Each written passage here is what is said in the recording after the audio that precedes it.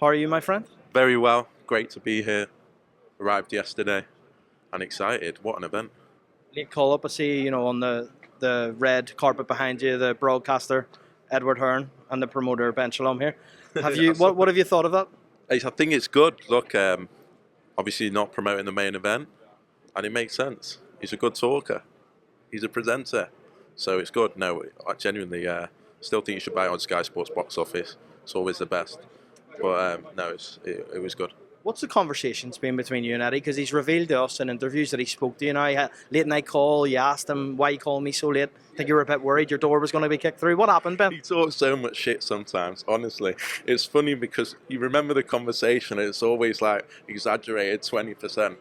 But it's funny. No, it's actually, we've spoken a few times since. I actually made the Reese Edwards fight with him 2 days ago. I think he was like, which kid's that again?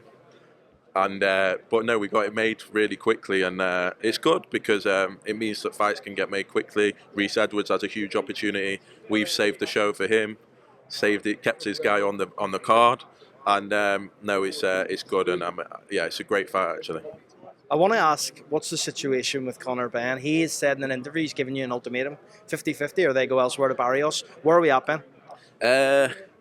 I've said what I've said. I think public opinion as well can't believe what's being asked for.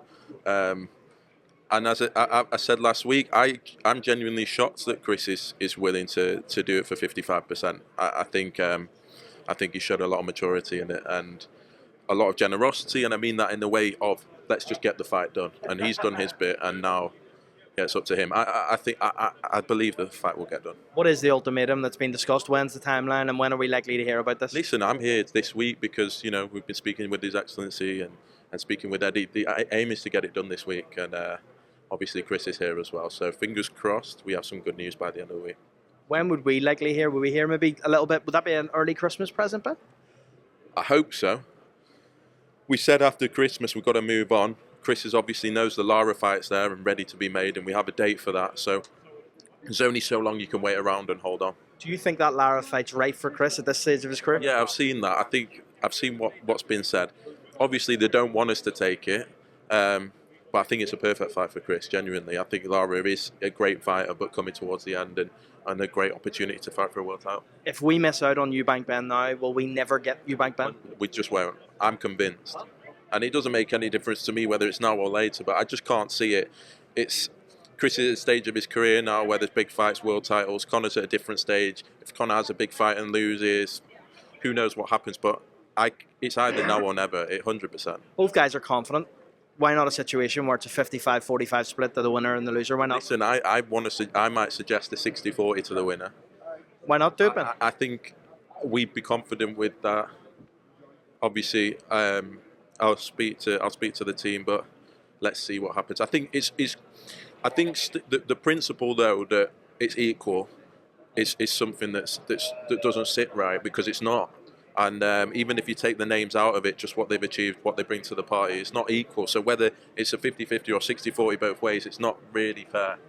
Talk to me about Reese Edwards, the bottle to come on such late notice. How do you talk him into it, and is it a risky position from you as promoter, undefeated fighter at this stage of his career? Honestly, I called Gary Lockett. I said, no pressure from me.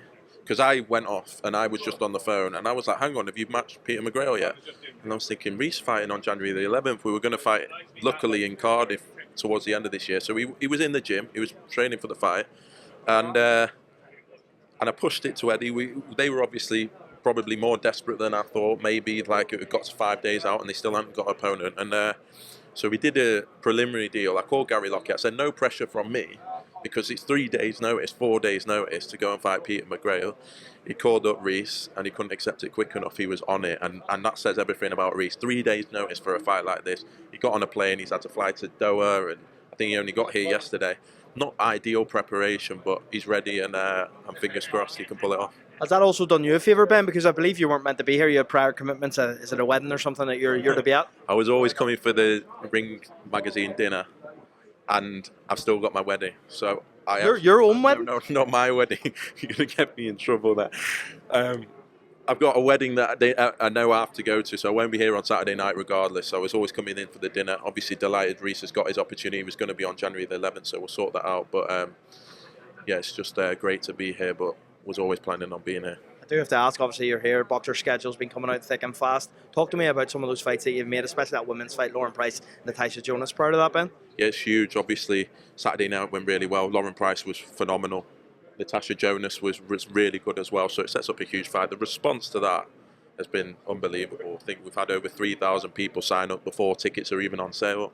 I expect a full sellout in Albert Hall, but it's going to be one of those moments, genuinely believe, that will be very, very historic, and it's something that we need in women's boxing right now. The big nights prove that they can do the big numbers, prove that we can put on the big fights, and Price Jonas is huge. The undercard will be huge as well, and it will be a fantastic night in the calendar. Who else are we likely to see on that card? Because no one's really heard anything yet. Caroline Dubois will be on there in a big fight. She fights on January the 11th, ideally her new world title. Ideally in a unification. Fran Hennessy, Cindy and Gamba, I'd like to have. Are you going for a full women's card? Is that your plan, Ben? That is the plan. It worked so well for us last time, and again, I think it's been neglected this year. We want to prove how successful it can be and how big it can be. And yeah, it'll be a massive night at Albert Hall on March the 7th. What's going on here? I think they just know Ben Shalom's on the red carpet and Eddie Hearn to the other side, so I think they're a little bit worried about it kicking off. Ben, what thoughts on that?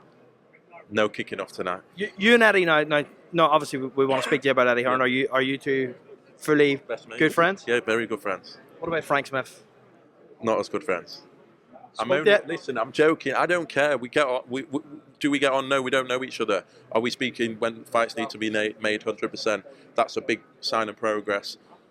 What about your dealings with Golden Boy? You want to break into the US market? Yeah, good. What's the situation? Eric Gomez, Oscar, very good. Yeah, we're in a good spot, but I better go in. Yeah. Ben Shalom, appreciate your time, mate. Thank you.